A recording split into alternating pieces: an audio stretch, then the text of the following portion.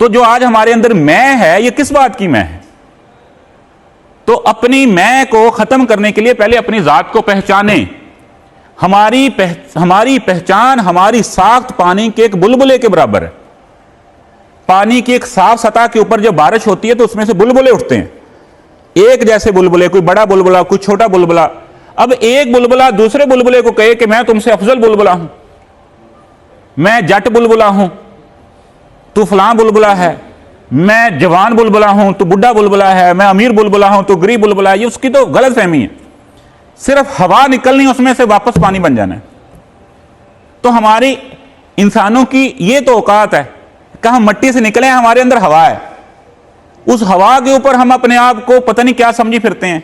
उन्हें मिन्नू आ कहता, ऐस बुलबुले नू गलत कहता, इस बुलबुले में उंगली उठा दी, इस बुलबुले में से हवा निकलनी है, वापस मट्टी। किसी ने भी नहीं याद रखना कितने लोग आए थे, कितने चले गए। जितना मर्जी बड़ा इंसान है, दो चीजों पे उसका कंट्रोल होना चाहिए।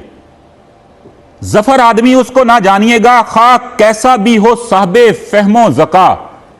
ऐश में जिसे याद खुदा ना रही, तैश में जिसे खौफे खुदा ना रहा। तो ये क्या पानी का बुलबुला है? जब वो ऐश में आता है तो वो याद खुदा भूल जाता है, तैश में आता है तो खौफे खुदा बोल के खुद खुदा बन बैठता है।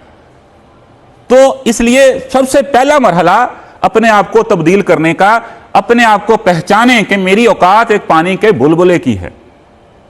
मैं आज मेरे दिमाग में बाल से बारीक एक खून की नस फट जाए और वो खून मेरे दिमाग के एक हिस्से पे क्लॉट कर जाए, मैं अपने नाक के मौजूद मक्खी भी नहीं उठा सकता। मेरी ये औकात है। और मैं बना क्या फिर रहा हूं? मैं अपने आप को समझ क्या रहा हूं? या बारी ताला मुझे संभाल ले, या बारी ताला मुझे हिदायत दे दे, मुझे अपने करीब कर ले। इंसान के सही और कामयाब होने का सबसे बड़ा फार्मूला यह है। अब शादी ब्याहों पे लड़के ड्रोन उड़ाते हैं। ड्रोन को जो कंट्रोल करने वाला ऑपरेटर होता है, ड्रोन अगर उसके करीब करीब रहेगा तो वो सही रहेगा, वो उसको सेफ लैंडिंग कराएगा, वो उसको चार्ज करेगा, वो उसको ऑपरेट करेगा। लेकिन अगर वो ड्रोन दूर निकल जाए, जो उसका ऑपरेटर था उससे दूर निकल जाए, तो ड्रोन भटक जाएगा। ड्रोन जाकर किसी नदी नाले में गिरेगा, किसी जंगल में, किसी खेतों में गिरेगा, किसी बच्चे के हाथ लग के उसका खिलौना बनेगा, चूंकि जो उसको ऑपरेट कर रहा था वो उससे दूर चला गया। तो हमें अल्लाह ताला की जात ऑपरेट करती है, हमारा खालक वो है, हमें उसने बनाया है। जितना हम उसके करीब रहेंगे, जितना उससे ताल्लुक कायम रखेंगे, उतने कम चांस है कि हम भटक जाएं, उतने कम चांस है कि हम रुल जाएं, हम जलील हो जाएं। तो इसलिए दुआ करनी है, लेकिन इस यकीन के साथ कि मुझे ठीक होने की जरूरत है, मुझे हिदायत की जरूरत है। तो फिर अल्लाह से दुआ करनी है कि या अल्लाह मुझे तब्दील कर। और इसके लिए अल्लाह ने एक बड़ी खूबसूरत दुआ दी है जो रोज अपने लिए किया करे। मैं तो करता हूं। कुरान पाक में अल्लाह ने दुआ दी है कि या अल्लाह मुझे इल्मे नाफे अता फरमा। आज के दौर में जब सोशल मीडिया पे आपको इतना इल्म मिलता है, इतनी इंफॉर्मेशन मिलती है जिसकी कोई कमी नहीं है। पाकिस्तान में होने वाला क्या, पूरी दुनिया में होने वाला हर स्कैंडल हर सेकंड में आपके पास पहुंचता है। लेकिन इसमें ऐसे इल्म का आपको क्या फायदा? किस लड़की का क्या अफेयर है, किस लड़के का क्या मसला है, उसका हमारी जात को क्या कोई फायदा हो रहा है? वो इल्मे नाफे नहीं है। इल्मे नाफे वो है जो आज हम बैठ के डिस्कस कर रहे हैं।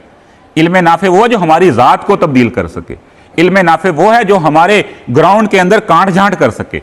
इल्मे नाफे वो है जो हमारी जात में फूल उगा सके। तो अल्लाह से इस दौर में इल्मे नाफे की दुआ करो कि या अल्लाह मुझे इल्मे नाफे अता फरमा, और उस इल्म के बदले में मुझे ऐसा बना कि मैं अतराने वाला ना बनूं। उस इल्म पर अमल करने के बदले में मुझे ऐसा बना कि मैं अतराने वाला ना बनूं। यह ना हो कि मैं 5 दिन लगातार नमाज पढ़ लूं और मैं दूसरों को काफर समझता फिरूं, मैं 2 रुपये कमा लूं, मैं दूसरों को इंसान ना समझूं। तो यह इंसान की हदायत की सबसे खूबसूरत दुआ है। जब हमें इल्म मिलेगा, हमें यह एहसास होगा कि हम कहां पे खड़े हैं, हमारी जात क्या है, फिर हम उसको ठीक करने की तरफ जाएंगे। और अल्लाह से ये रोजाना दुआ करें कि या अल्लाह मुझे दुरुस्त कर दे, मैं गंदा हूं, मैं मैला हूं, मैं कुचैला हूं, मुझे वैसा बना दे जैसा तूने पैदा किया था। मैं अगले 5 मिनट के लिए सिर्फ आप सबको आपके बचपन में लेके जाना चाहता हूं आपकी इजाजत से। आप थोड़ी देर के लिए तसव्वुर करें कि आप सिर्फ 3 साल के हैं, आप 2 साल के हैं।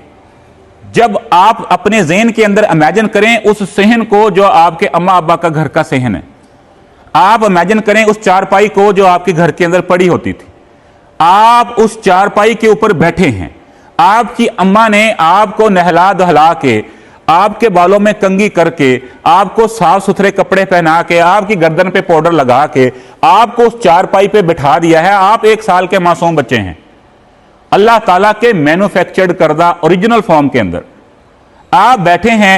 आपके घर का सामने वाला दरवाजा खुलता है, उस दरवाजे में से आपका सबसे बड़ा दुश्मन, आपके खानदान का सबसे बड़ा दुश्मन दाखिल होता है। आप उसको देख के मुस्कुराते हैं, उसका दिल भी मौम हो जाता है।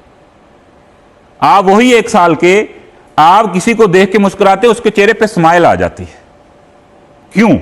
आज जाएं वापस उसी चारपाई पे बैठ जाएं, उसी दरवाजे की तरफ मुंह कर लें, उस दरवाजे से आपका कोई सगा रिश्तेदार भी दाखिल हो, आप उसको देख के मुस्कुराना, उसके चेहरे पे मुस्कुराहट क्या, उसके चेहरे के तेवर बदल गए तो मुझे नाम बदल देना। उसमें और आज में क्या फर्क है?